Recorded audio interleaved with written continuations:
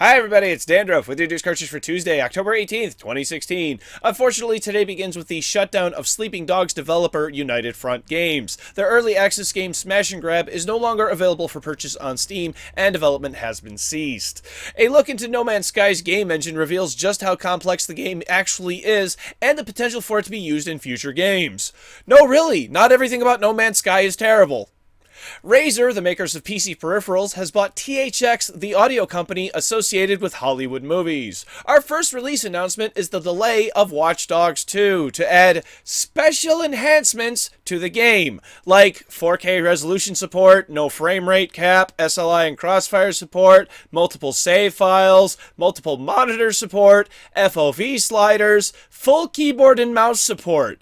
Do you see a pattern here? This is all shit that should be in your game from the beginning!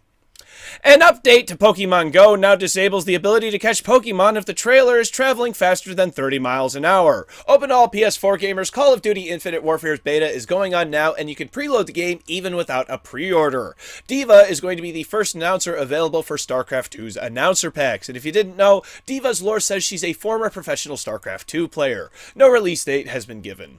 In other Blizzard news, Hearthstone is getting a new Tavern Brawl, and for a $10 entry fee, you can win 3 gold legendaries and 50 packs, but you need to win 12 times and you can only lose 3 games in the process. Good luck. Emily is Away is getting a spiritual successor, and if it's anything like the first one, then I'll pass!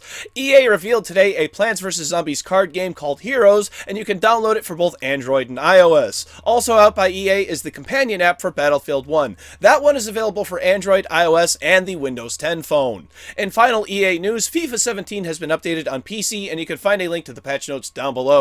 Destiny has updated to version 2.4.1 today, starting their own Halloween event and introducing a variety of masks. Our final update release is for Dark Souls 3, which has adjusted the functionality of the poise stat. Finally, for teasers, Accounting, the first game by Squanchtendo, the studio owned by Justin Roiland, the creator of Rick and Morty, is now out and available for free on Steam.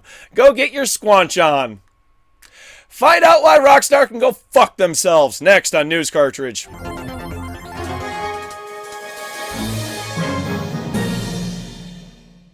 As you can probably tell, I'm not happy. Rockstar officially announced today Red Dead Redemption 2, and that's all well and good, except it's only been confirmed for PS4 and Xbox One. There is nothing mentioned about a PC release, and of course, Rockstar's been quiet on the whole matter, and because they haven't issued a statement of clarification, that would mean nothing more needs to be said by them. As of today, Red Dead Redemption 2, which is the official title, is not coming to the PC platform, and there's absolutely no reason for this. Sales of GTA 5 did just fine on the PC, with Steam Spy indicating 5.5 million owners.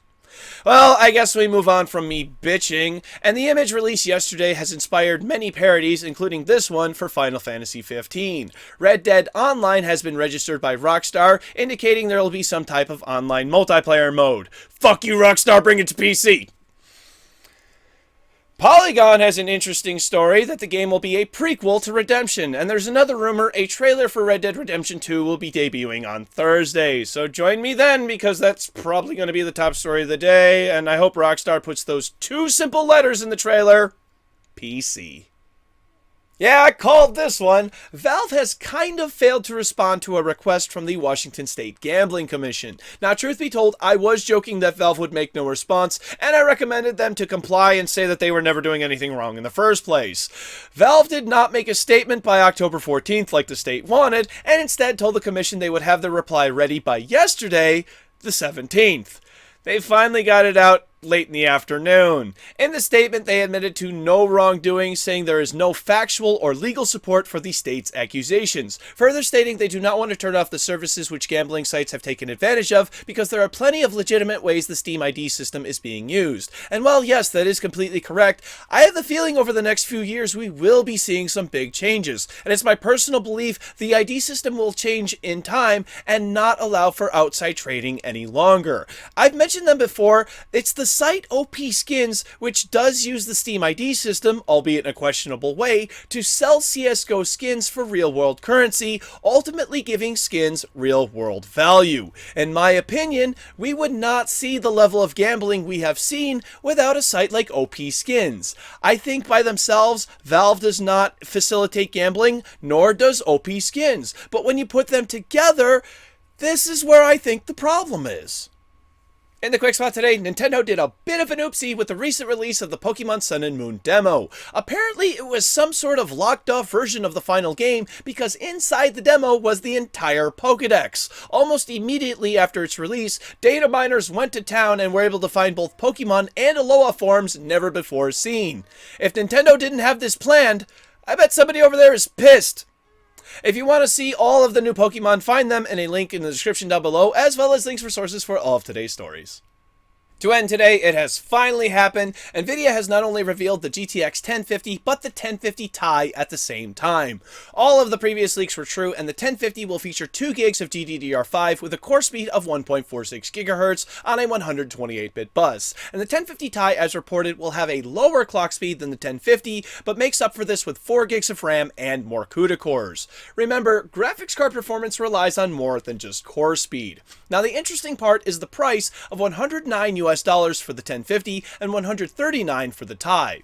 A GTX 950, when it debuted, retailed for higher than both of these, so it's really nice to see Nvidia offering something for those who play League of Legends, or another game that doesn't require many resources to play, but you would still want a dedicated graphics card for. And because the TDP for both of these cards is only 75 watts, this could mean versions without a power connector are a possibility. Both release a week from today on October 25th. Before we do game releases, I need to remind everyone that every 10 weeks I take a break from doing this show.